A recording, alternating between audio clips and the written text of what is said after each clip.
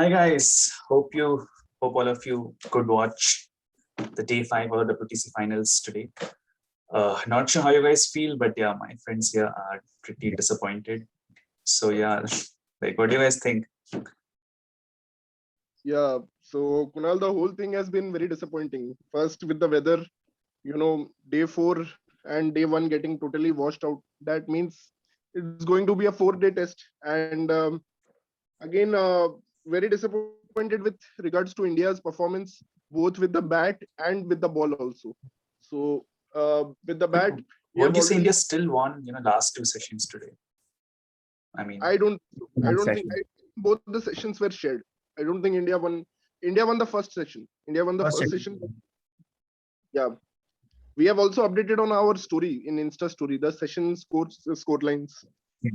So I feel that both the sessions, last 2 sessions were shared. It was not won by India. In the context Yeah. of the match, it was definitely not won by India.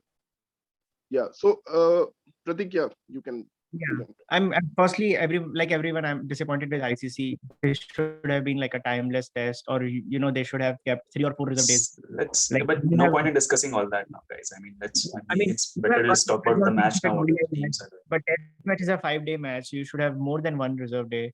And then secondly, I'm disappointing by both the teams' approach, like the way they approached the game today.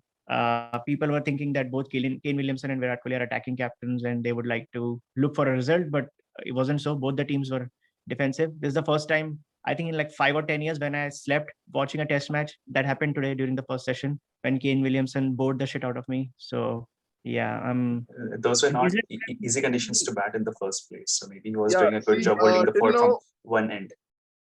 till now playing we so have many. till now we have only seen 150. That is from Devon Conway, and these are not easy conditions to bat. Yeah. So it's very tough to bat here to play shots. But And Kane that's Williamson, probably he did his part. He did his part. yeah. I mean, But someone had to hold the fort on one. You cannot just go all out. This like I the think test match. I think in the morning they could have they played very cautiously. Yeah, They extra had the initiative with them. They had the initiative with them definitely because India is probably out of a win result now. So India cannot win this test. So it was New Zealand's test. If they had to win, they could have gone for it. I think India, New Zealand bowlers did try with Saudi, with Jamieson, with their bottom order, De Grandhomme. All these guys Yeah. tried to smack a lot. They came with a very aggressive intent. Yeah, they did. Yeah, they played very Especially positively. especially So Jamieson. Yeah. and thanks to that, they have taken the lead in the second session. So I'll just start with the first session. I think Indian bowlers were not good in the first session. There were one visual shown by the commentary team that Shami is pitching the ball very short. So suppose the average length for taking a wicket in UK is like 6.8 meters. So he was pitching it at 6 meters. So he was like a meter, more than a half meter behind the average line. Then we saw a graphic that showed that only 7 of the balls were hitting the stumps since the start of the New Zealand innings. So that is a very poor length. In the second hour, we saw that the length was corrected, and India Shami got both the wickets of Nichols and the right-hander. I think. Yeah, the Watling, Nichols and Watling. He got both the wickets. No, sorry, Nichols was taken by Ishant Sharma. So I think it was. Yeah. He got Ross Taylor and Watling. He took Ross Taylor first. Then he Ross took Taylor, Grandhomme, yeah, correct. Ross Taylor and Watling both were taken by very full deliveries, like over-pitched deliveries. So that was good. And gets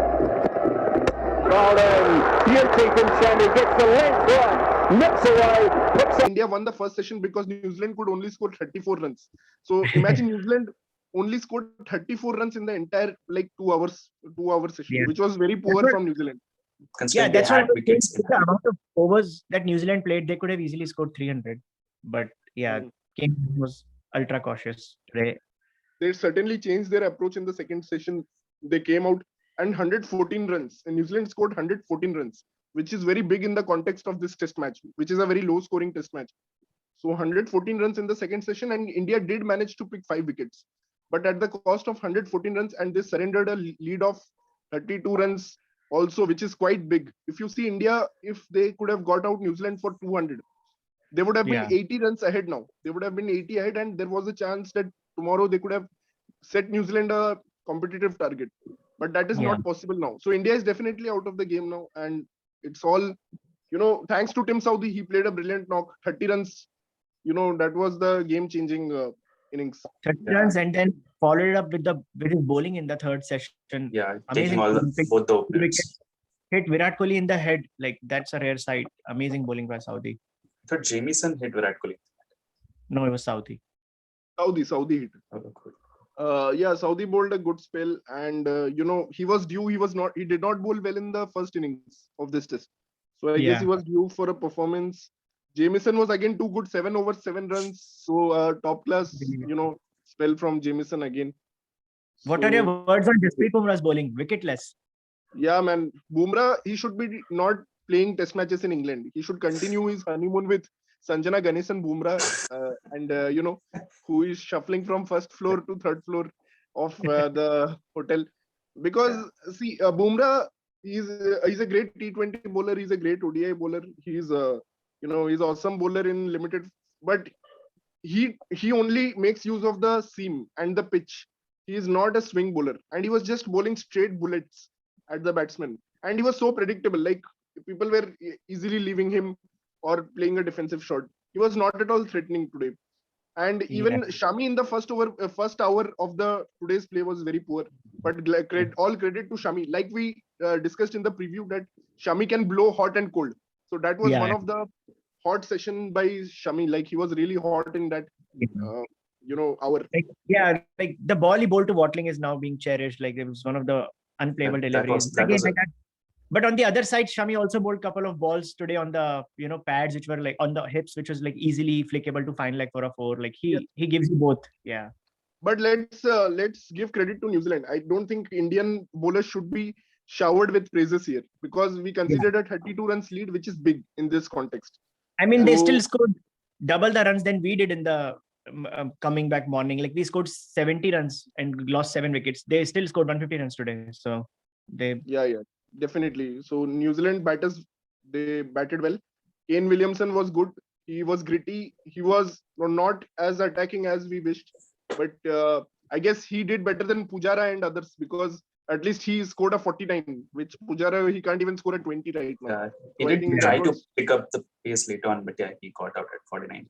But guys, today I felt that maybe the fact that New Zealand came earlier and they had played two test matches, tested a few of their players, helped them, because you could clearly see that the strategies being employed by the Indian bowlers at least were not up to the mark. So maybe if had we played a couple of matches, when we would have known which bowlers are actually bowling well in such conditions, why maybe not go with Bumrah in the final. So all that might have helped, but then we are living in a pandemic, so it's still a lot of ifs and buts. But I mean, after watching clearly the better side today. After watching the first innings, we can now easily say, like, wish there was like someone like Shardul Thakur playing in place of Bumrah. He's like a partnership breaker, and he could have run some runs. But or Siraj. If we had imagine if we had played a couple of matches against England, we would probably have had better game plan. But I mean, they still bowled well today. I mean, New Zealand were scared to face our bowlers today. I mean, even these though were not easy batting conditions in the first place, right?